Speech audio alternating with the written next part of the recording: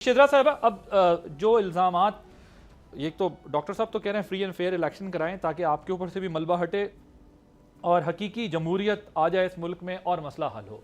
दूसरी तरफ peoples party आपकी इत्तेहादी, वो जब अगर वो आपके बारे में आज ये बात कर रहे हैं और 6 महीने 8 महीने के अंदर अगर जो कोई माहौल बनता है तो फिर आपके लिए कितना मुश्किल होगा कि आप इलेक्शन में जाना भी मुश्किल हो जाएगा और साथ रहना भी मुश्किल हो जाएगा। क्योंकि अभी जो हम देख रहे हैं नून लीग, ये कश्मीर की मिसाल ले लेते हैं, आपने भी एग्जांपल दी कि वहाँ उनकी पॉपुलैरिटी पीएमएलएन की आपकी, उन्होंने कहा कि पीपल्स पार्टी, आपकी पार्टी ने उन पे पीपल्स पार्टी पे एक्शन कमेटी के साथ मिलकर एक्शन ये प्रोटेस्ट करने का इल्ज़ाम लगाया कि पीटीआई ने भी इलेक्शन में पीपल्स पार्टी की उन्होंने कहा सपोर्ट की, उसके बावजूद वो जीत नहीं सके। ये वाकई इसके सबूत है आपके पास कि ये किया? फिर तो ये एक एक्शन कमेटी तो बैंड है, उसके ऊपर अगर पीपल्स पार्टी ने उनके साथ मिलकर प्रोटेस्ट किया फिर तो पीपल्स पार्टी के लोगों के खिलाफ भी एक्शन होना चाहिए। और दूसरा, पीटीआई ने किस तरह उनकी मदद की है, जरा इसको भी जरा बताइएगा। और जाहिर है आप अपने ये जो ओपोनेंट्स हैं इनका भी जवाब देना चाहेंगे। Go ahead. जी देखिए, सेनेटर साहब ने बात की कि ट्रूथ इज एवरीथिंग। तो ट्रूथ अगर ये बोल रहे हैं और साथ ही कह रहे हैं fair, free and transparent election, तो पाकिस्तान की तारीख के बदतरीन धांधली ज़्यादा इलेक्शन तो इनके आरटीएस ज़्यादा इलेक्शंस थे 2018 के, जिसमें आरटीएस बिठा के इन्होंने अपनी हुकूमत को मुसल्लत कर दिया और इनको फिर टाइम तो मिला। आज ये सारे जो मशवरे दे रहे हैं यहाँ पे बैठ के, ये क्यों ना उन्होंने उस वक्त इन मशवरों को किया, अमल दरामद कर लिया। इनके पास 4 साल थे। उसके बाद इन्होंने करप्शन के सर पे ये आए थे और इनके दौर में करप्शन सबसे ज्यादा हुई। पंजाब के करप्शन की कहानियां अभी तक फैली हुई हैं कि क्या वहां पे होता रहा, फराग होगी और वो सारा एक जो गैंग बना हुआ था। उसके बाद इन्होंने आज मशवरे दे रहे हैं। ये बिल्कुल एक आईनी तरीके से इनको हटाया गया था और इन्होंने उसके बाद जिस वक्त वोट ऑफ नो कॉन्फिडेंस हो गया तो इनके प्रीवियस प्राइम मिनिस्टर ने उस वक्त कॉन्स्टिट्यूशन को तोड़ने की कोशिश की, क्योंकि कॉन्स्टिट्यूशन के मुताबिक जब वोट ऑफ नो कॉन्फिडेंस हो जाए उसके बाद आप असेंबलीज नहीं तोड़ सकते। लेकिन उन्होंने इस कोशिश को भी किया जो कि नाकाम कर दी गई। तो इसलिए यहाँ पे बैठ के ये चीजें डिबेट करना कि इस किस्म के यूनिट्स बन जाए या ये बन जाए, मैं समझती हूँ कि this is not the correct forum. हर एक का अपना व्यू पॉइंट होगा, उनके पास उसके कोई रीजंस भी होंगे, but the forum is the parliament. और मेरे भाई ने कहा कि पार्लियामेंट तो कोई चीज ही नहीं। देखिए, हमारा सिस्टम ही पार्लियामेंट्री सिस्टम है। अगर हम पॉलिटिकल पार्टीज के नुमाइंदगान खुद आके बैठ के ये कहेंगे कि पार्लियामेंट कोई चीज नहीं है, कोई फोरम नहीं है, तो फिर आप किस फोरम पे जाना चाहते हैं? फिर और क्या ऐसा सुप्रीम फोरम है जहां पे कि इस बात की डिबेट होनी चाहिए? और जहां तक कश्मीर के इलेक्शंस का आपने कहा, बिल्कुल जो बातें हमने की वो सबूतों के साथ की हैं। हमारे पास इन चीजों के सबूत है और मैं समझती हूँ कि बहुत इस वक्त नाजुक एक हमारे लिए ये जगह भी थी। इस वक्त बुनियादुल मरसूस के बाद भी इंडिया के जिस तरह से दांव खट्टे हुए थे, इंडिया ने अपना ऑपरेशन भी जारी रखा हुआ था। और जो कलअदम पार्टी कश्मीर में थी वो किसकी जुबान बोल रही थी?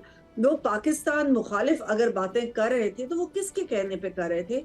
इस चीज को और इस नाजुक चीज को मद्देनजर रखते हुए कश्मीर को, जो हमारी शेरग है, वहां पे हमें बहुत ये ध्यान रखना चाहिए कि वहां पे इलेक्शंस एक स्मूथ तरीके से हों और जो भी लेकिन जो लेकिन वहां की लेकिन आवाम लेकिन अब 5 अगस्त आने वाली है। इस 5 अगस्त से पहले मेरा तो ये ख्याल है कि बहुत बेहतर तरीके से इन मामलात को पॉलिटिकल सॉल्यूशंस के जरिए सुलझाया जा सकता था। अब आप उन पे ये इल्ज़ाम लगा रहे हैं जॉइंट एक्शन कमेटी के साथ मिलकर प्रोटेस्ट, वो आप पे ये इल्ज़ाम लगा रहे हैं कि आपने इलेक्शन वहाँ रिग किया।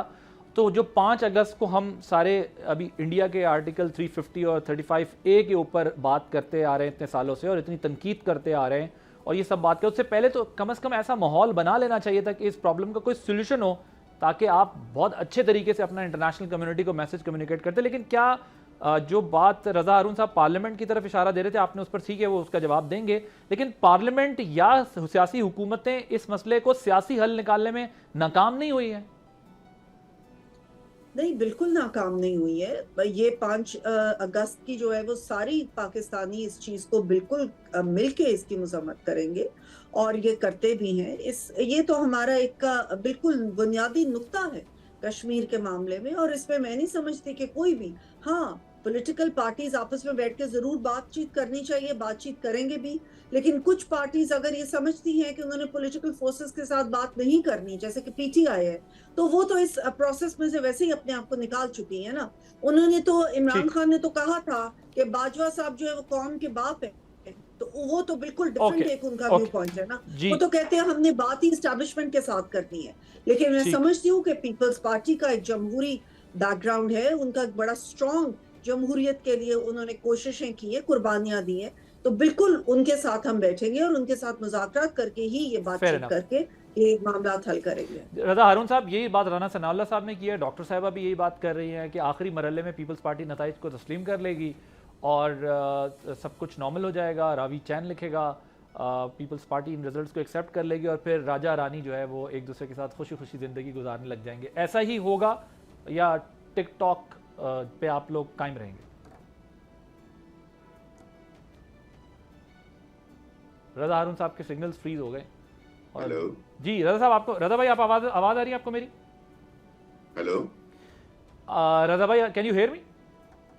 वहां से मैं मिस कर गया, फिर एकदम साइलेंट हो गया था जब राजा रानी का जिक्र। हाँ, मैंने कहा वो पीपल्स, डॉक्टर शिद्रा साहिबा कह रही हैं ये बड़ी रिवायतों वाली पार्टी है, बड़ी स्ट्रगल है, ये मान जाएंगे। और राना सनाउल्लाह साहब भी कह रहे हैं कि एक मुलाकात नताइज आएंगे तीसरे मरहले के, फिर सब ठीक हो जाएगा, नताइज तस्लीम कर लेगी पीपल्स पार्टी और राजा रानी खुशी खुशी जिंदगी गुजारने लगेंगे। मैंने राजा रानी मेरी तरफ से एडिशनल था और दूसरी मैं जरा एक उसकी भी आपसे सवाल ये पूछना, चलें आप पहले इसको कंप्लीट करें फिर दूसरा सवाल पूछते हैं। मैं बस आपको जल्दी से जवाब दूं। देखिए 2-3 अहम बातें हैं। नंबर 1 तो ये है कि पॉलिटिक्स में ना इवेंट बेस्ड पॉलिटिक्स होती है। एक शॉर्ट, अभी एक इवेंट चल रहा है कश्मीर में, तो वो उस कश्मीर के अराउंड जो पॉलिटिकल स्टेटमेंट्स या नेशनल स्टेटमेंट्स आ रहे हैं वो कश्मीर इलेक्शन के अराउंड है। जब कश्मीर इलेक्शन खत्म हो जाएगा तो फिर वी विल बी डिस्कसिंग जो कि करंट।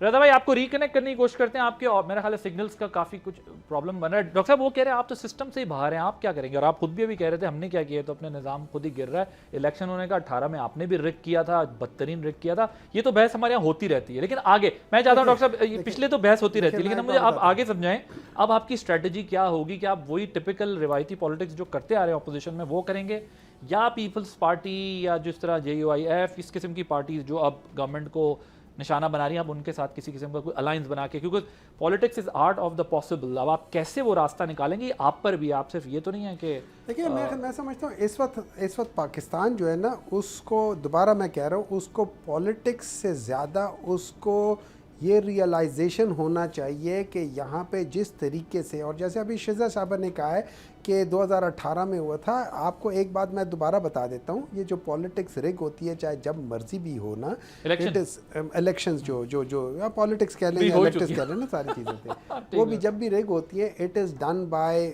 सर्टन फोर्सेस, ठीक है। इसमें ना इनका वो है, इनको बिठाने में इन्होंने खुद नहीं रिग किया, ये तो मुंह की खा के हार गए थे ना, लेकिन उनको उठा के वहाँ बिठा दिया जहाँ पे ये डिज़र्व ही नहीं करते थे, ठीक है। हर चीज़ इसी तरीके से होगी, बिल्कुल होती होगी, पहले भी होती होगी, आज भी होती है, लेकिन आज के बाद ये नहीं होना चाहिए। That is what I am trying to say. So you guys need to stick together to make a formula. That is exactly. नहीं, there is no, देखिए, there is no, the only formula which will work इन पाकिस्तान और जो किसी भी दुनिया के उस जगह पे हो सकता है, वो है मेरिट। ट्रस्ट मी नहीं करेगा, मैं बताता हूं। मेरिट, अच्छा मेरिट, हाँ, लेकिन मेरिट के लिए इंस्टीट्यूशंस का स्ट्रांग होना जरूरी है। आपकी मुल्क की इंस्टीट्यूशन स्ट्रांग नहीं। देखिए मेरिट, जब आपकी जुडिशरी के अंदर आप मेरिट पे लोगों को लेकर आएंगे, मैं एज अ पॉलिटिकल पार्टी अपने बंदे नहीं लेकर आऊँगा। जब हम साकिब निसार की बात करते हैं, साकिब निसार किन का लॉ सेक्रेटरी था? साकिब निसार, ये देखिए हम सब लोगों ने गलत बीज बोए हुए हैं, जगह जगह पे किए हुए हैं। हमें उन चीजों को इतराफ करना कि ये पौधा मैंने गलत लगाया था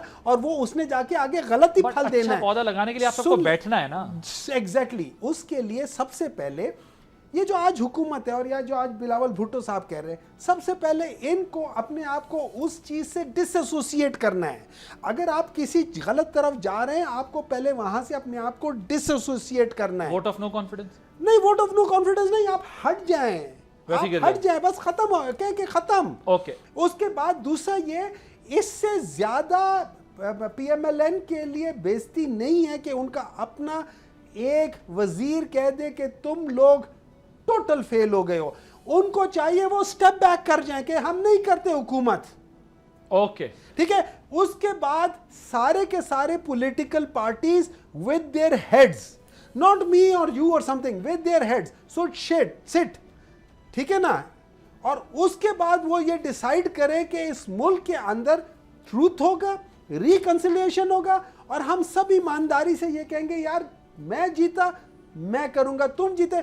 हम Okay. उस सिस्टम को Right. जो रिग करने वाला सिस्टम है हम उसको खत्म खत्म करें। कर दें। सब्सक्राइब करें और बेल दबाएं ताकि कोई खबर रह न जाए।